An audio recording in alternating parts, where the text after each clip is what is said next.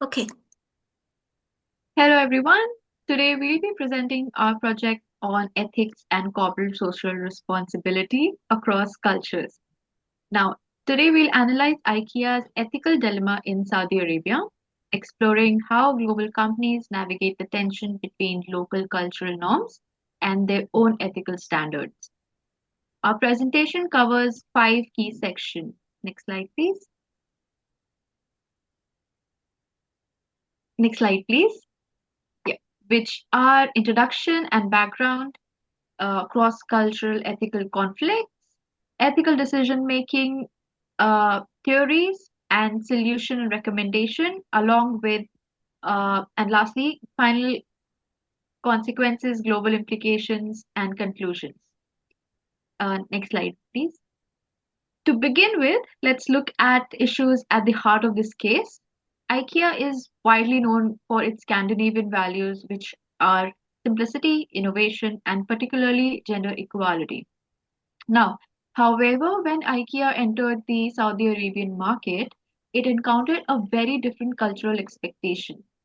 In Saudi Arabia, due to its strict religious beliefs and social customs, which restrict the public portrayal of women, especially in advertising, uh, IKEA had to advertising to align with these local standards and avoid any controversy. IKEA had to remove all its images of women from its catalogs and advertisements distributed in Saudi Arabia. Although this did help IKEA comply with its local expectation and prevented backlash in Saudi Arabia, it did spark a significant criticism back in home in Sweden and in an international media as well. Now, many had argued that IKEA did compromise its commitment to gender equality for the sake of profits. Now, the Swedish government claims that, in particular, public criticized the company, which in this situation highlights an important ethical dilemma. Should a multinational company adapt to local cultural expectations, even if it means going against its core ethical values? Or should it uphold its global values even if it risks losing customers or its market access? Now, moving forward, next slide, please. We look into the background of IKEA. IKEA was initially founded in 1943 in Umhult, Sweden. It has since grown into one of the world's largest and most recognizable furniture retailers, operating in more than 60 countries. Now, globally, IKEA is known for not only for its affordable, functional fit furniture, but also for its strong ethical and corporate identity. The company emphasizes key Scandinavian values, as I have mentioned earlier, which is simplicity, environmental sustainability, but above all, gender equality and social inclusion. Now, internally, IKEA has been praised for its policies, especially on LGBTQ plus rights, diverse leadership teams, and inclusive advertising campaigns. These values are embedded into IKEA's CSR framework and are central to its brand worldwide. Next slide, please. Now we'll look into the project goals, what our project has designed.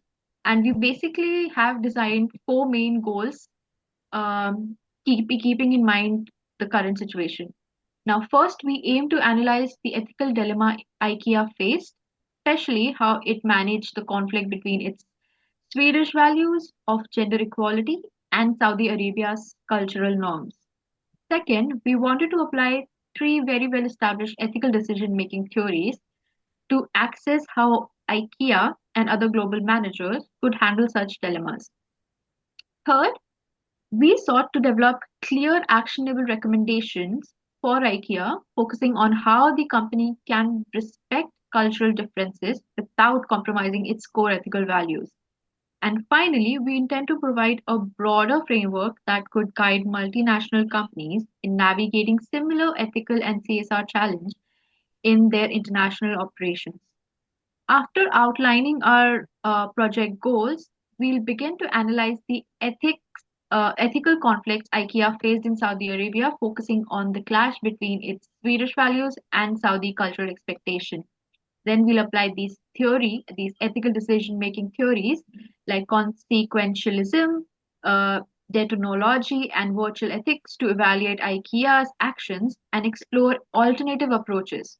Next, we will present practical solution and strategic recommendation that IKEA should and can adopt to make such dilemmas effective. Finally, we'll discuss the potential consequences of these strategies along with their global implication and conclude with the lesson and multinational companies operating in diverse cultural environment to take away. Moving forward, I will pass on to Yao to continue with the cross-cultural functional conflict in IKEA. Thank you. Okay, I'm Xinyao. In this part, I will talk about the cross-cultural ethical conflict that IKEA faced when it entered the Saudi Arabia market. As you can see, there are the same IKEA catalog pages shown in Sweden and in Saudi Arabia. Notice how women who appear naturally in Swedish advertisements are completely removed in Saudi version.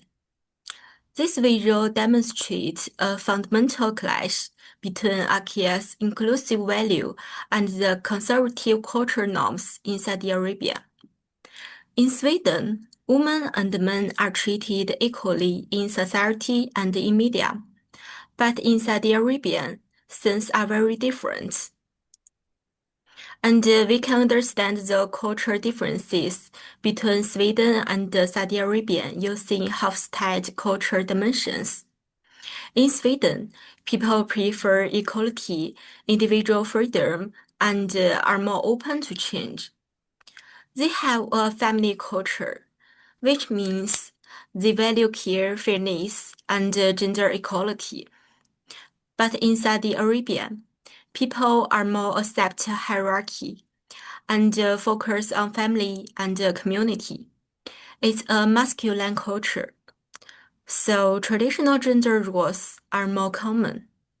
They also prefer stability and are less open to sudden changes.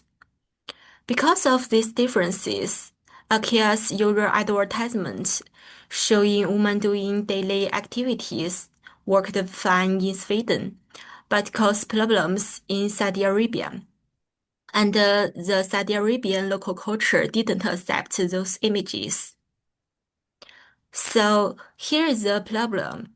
To respect Saudi culture, IKEA decided to remove images of women from its local catalog. This made the local market more comfortable, but caused anger in Sweden. People there feel that IKEA was betraying its value. And this situation shows the big challenge for global business. Should they follow local customers, even if those customers go against the company's value? There is no easy answer, and it makes it an ethical dilemma. The IKEA's decision affected many different people.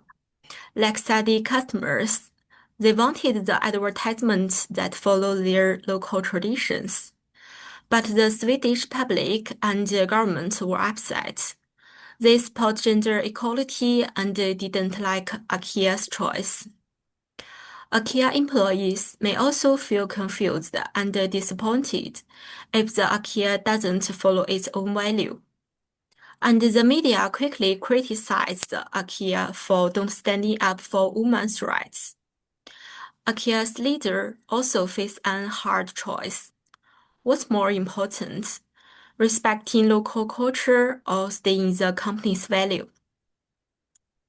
IKEA says it cares about the equality, inclusion, and diversity. There are the important value for the IKEA company. But in Saudi Arabia, the religious and social rules are more important. So, can a company follow the same value in every country, or does it need to change to fit the local culture? That's an ethical problem in this case. And this kind of situation happens a lot of in international business. Next, my teammates will talk about how we can understand IKEA's decision using Hofstede's culture series. Hello everyone, I'm Qing, and today I will discuss the three ethic problems to understand the IKEA's decision. Next, please. The first is the consequence framework. This means we asked, did the decision bring more good or more harm? The second is a duty framework. This means did IKEA do the right thing based on its own rules and promises? The third is a virtual framework. Let's look at what kind of company IKEA is becoming. Is it fair, brave, or honest?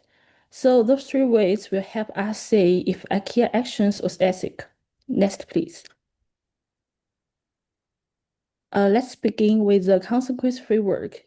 In Saudi Arabia, IKEA removed pictures of women to follow local culture and avoid problems.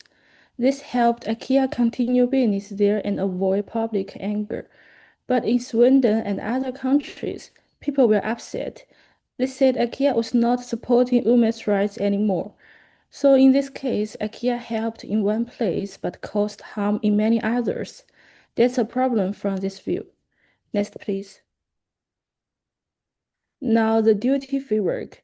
This asks, did IKEA keep its promise to treat men and women equally?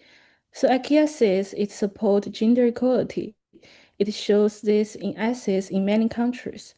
But by removing women from Shadi catalog, it breaks this promise.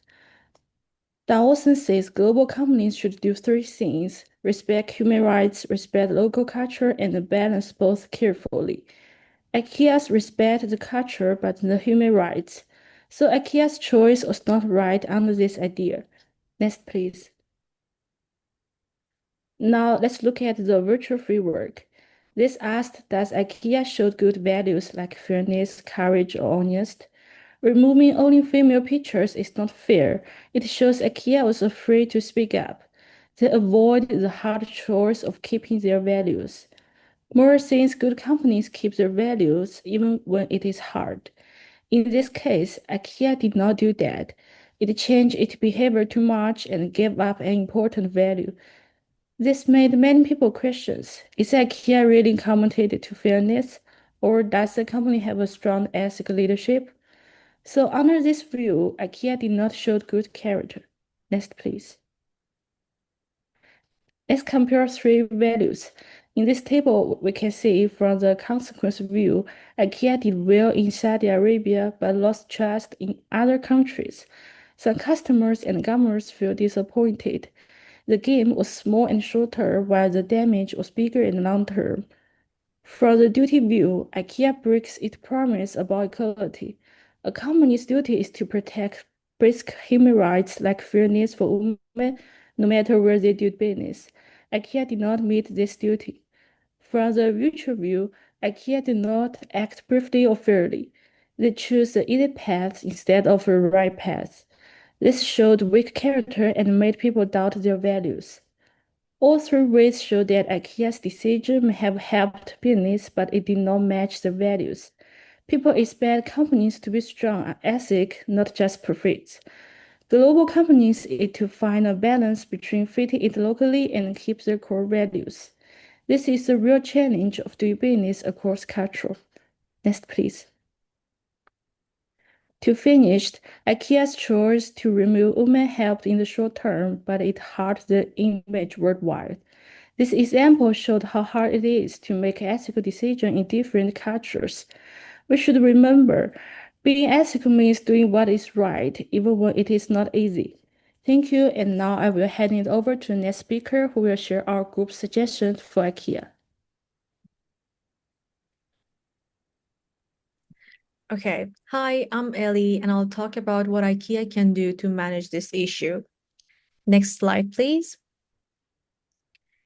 IKEA removed the women from its Saudi catalog to respect local culture, but this upset many people in Sweden, where gender equality is important. This creates a tough question. Should global companies change their values to fit local costume? Next slide, please. IKEA can take 3 main steps. The first one is use respectful but inclusive images, like showing women in modest clothing instead of removing them. The second one is share a clear marketing ethics policy to explain its global values. The third one is talk to local people, including women's group, to guide decision. This helps IKEA respect culture without giving up its values. Next slide, please. Okay, so this is aligning solutions with IKEA's values. These ideas support IKEA's values. There are 4 ideas. So the first one is gender equality by including women respectfully. The second one is transparency by clearly stating its values. The third one is cultural respect by adapting while staying ethical. And the fourth one and the last one is sustainability by building long-term trust with all customers. So these steps help IKEA act fairly and wisely in global markets. Now Richard will explain the rest for you. Hello, everyone. I'm Richard. Let me talk about the consequence and global impact and conclusion. The next page. That I will talk about what may happen if IKEA follow this recommendation. They could lead to two opposite outcome. The first one is have the prospective outcome. They have 3 points. The first one is the strongest global reputation. Embarrassing women in a way that respects them can enhance customer perception of IKEA globally. It also shows research shows that gender inclusive brand can build trust. The second point is better stakeholders relationships. Keeping an open mind and upholding values such as gender equality helps build stronger relationships with employees, authorities, and the public. The third is a more deepened understanding of culture. By listening to local communities, especially women's groups, IKEA can work better in different cultural environments. The next page,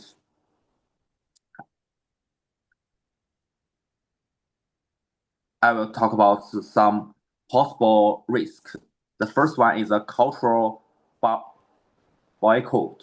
Even if these images are intended to highlight respect for women, Saudi Arabia's authorities or conservative group may still reject them. And the second is a customer loss in the local market. Some customers in conservative areas may not like seeing women in advertisements and therefore may stop buying products from IKEA. The third one is a higher cost and complexity. Creating different marketing strategy for each culture requires time, money, and resource. Then the next page, I will talk about the IKEA's long-term global strategy. Next, please. They show the 3 points. The first one is make a flexible CSR policies. IKEA should establish a policies starting that the company uphold certain values, such as the gender equality, but also respect local customers when appreciate.